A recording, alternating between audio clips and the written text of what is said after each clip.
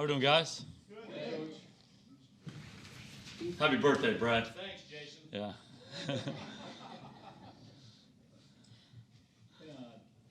Start by talking about Jalen Smith's contract yesterday and just his importance to this team and the fact you now have him long term. Yeah, Jalen's someone we love coming out of college, and it was such an interesting story because he was such a great player, and then he had this devastating injury, and we got to know him through the draft process. I'll never forget the first time I saw him at Indianapolis in our 15-minute meeting with him. The horn goes, he walks in, and he just made an unbelievable impression on all of us to go with the tape that was so impressive. And, we decided to take a risk on him. And it's really worked out well. So much of it has to do with the approach that he's taken, the kind of guy that he is. And he's really emerged as a hell of a football player, the kind of player we thought we were drafting. But it's been a long journey for him. So I think everybody's really emotional about it, excited for him, knowing where he's come from. And he's got a bright future. He's still a very young player. He's not played a lot of football at this level yet, and he's played well.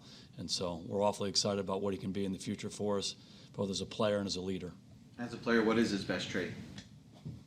He's got a lot of really good traits. He's very instinctive. He's always around the ball. He's got tremendous physical ability. He can run. He can hit. Like all linebackers, he has a nose for it and a feel for it. He's around the ball in the run game. He's around the ball in the passing game, and he's just an impactful guy. But physically, he has everything that you want, and he just keeps getting better and better and better the more he plays. A lot to like about him. You've talked a lot through the years about his positive approach and the impression that left on you. Was there ever a moment in time where he was down, where he had any of those that you saw of? Yeah, you'll have to ask him that, but from my vantage point, no. The answer is no. I never really saw him have a bad day. I never really saw him have a bad moment.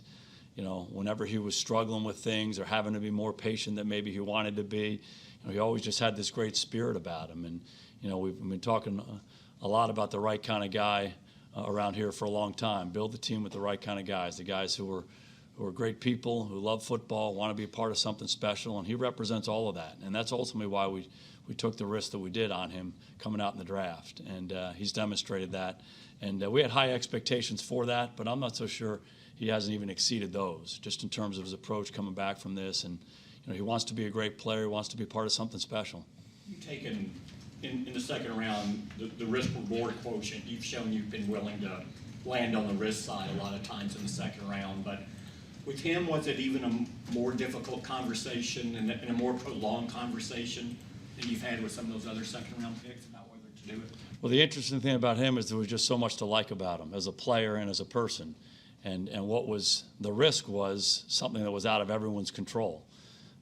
The nerve damage, is it going to regenerate? And so that was where the risk was. He could do everything the right way.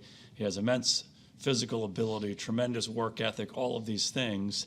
But if the nerve doesn't regenerate, he probably never plays football again. So that was the risk. Obviously, Dr. Cooper did his surgery, so he certainly was someone that, we leaned on for an opinion about this. He knew it was uncertain, but, he was betting on the guy. We all were betting on the guy. That's really what it was, as much as anything else. And he came through, and thank God the nerve regenerated, and he's at this point in his career now where he's really just getting started, and we believe he's got a bright future. When his deal gets done, does any part of you say, okay, when do these other three guys get done? Yeah, again, this is part of the business of football, and the biggest thing for us yesterday was going out and having a good practice. And obviously we're excited about having Jalen here for a long time, but, we have to focus on football. And the business side, you kind of compartmentalize it. We have people in our organization who handle that stuff and handle it well, and everybody else has to be locked in on what they need to do each day to become a better player and a better coach. Forgot to ask you yesterday, what's the prognosis with Chris Covington, and how's he doing after that hit from Saturday? Yeah, I think he's doing better and better. Don't anticipate him practicing today, but hopeful that he'll be able to get back here by the end of the week. Is it like a stinger? More of a stinger, yeah. What is that? How did DeMarcus and Crawford look yesterday in individuals? Yeah, they did a good job. It was good to see them back out there in helmets and shoulder pads and working through it, and they dove right into the individual period and seemed to handle it well. any thought of playing him at all in preseason, or is it more about week 1 against the Giants? I think the focus is more on week 1 against the Giants. We'll have a daily plan for them. They will not practice today. We'll anticipate them practicing again tomorrow. So hopefully they respond to the work well as we go, and we'll keep trying to ramp it up and get them ready to play. How about Mike Jackson? How close is he to getting back? Kind of a day-to-day thing as well. Don't anticipate him practicing today. What has stood out to you about Devin Smith? What have you liked about him? Devin has really shown up in the games. He's played well lately. Last 10 days or so, he's really been excellent. And he's a guy who has some experience, obviously has some ability, and I just think he's gotten more and more comfortable and confident. And the plays he made in the game the other day were really good, big-time plays. Even the stop route that he caught on the right sideline, he made a really good catch, really good run after the catch.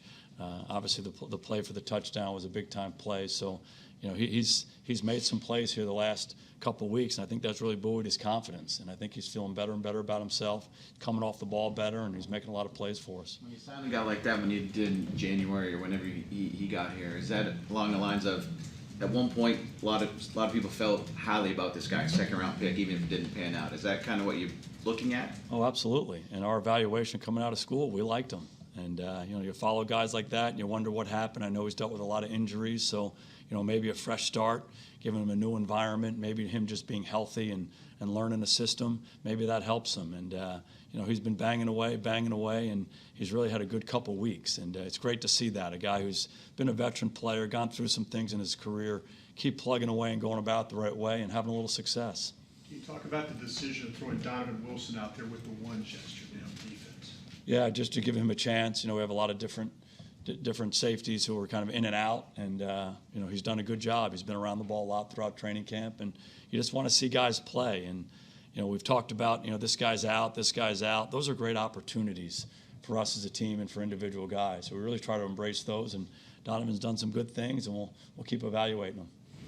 Was it related to Heath's stinger that he's been dealing with, that you just wanted to ease Jeff back in? Yeah, Heath didn't have a full practice. He worked his way back in and had a good day. But, those are some free reps that, we wanted to see some other guys get an opportunity.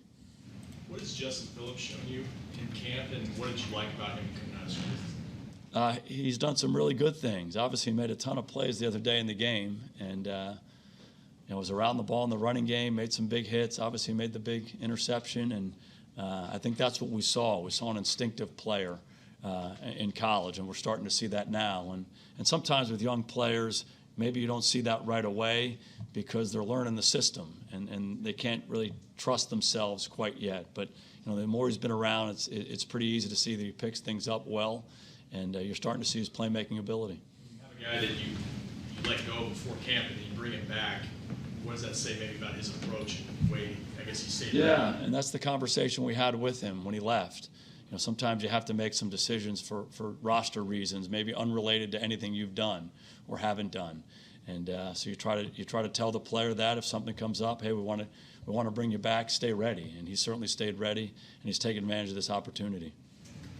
You've been around pass rushers that have been able to sustain success, from Charles Strahan, DeMarcus Ware. For Lawrence, or what's the trait that those guys have that maybe it is similar to what Lawrence has, and what's he going to face to be able to sustain what he's done the last couple seasons? Oh, I think the best pass rushers I've been around have a relentless spirit and a motor. Obviously, they have physical ability, their get off, their length, their elusiveness, their moves, their acceleration to the quarterback. All those things are really important traits for a pass rusher. But the best ones are just relentless. They keep coming, they keep coming, they keep coming. All those guys you mentioned, that's what they had on top of all the great ability that they had. And I think DeMarcus has those same qualities. And you see him when he rushes the passer, you see him when he's chasing the run. That's just the way he plays. And probably if you go to the root of all of that, it goes back to how much they love playing football.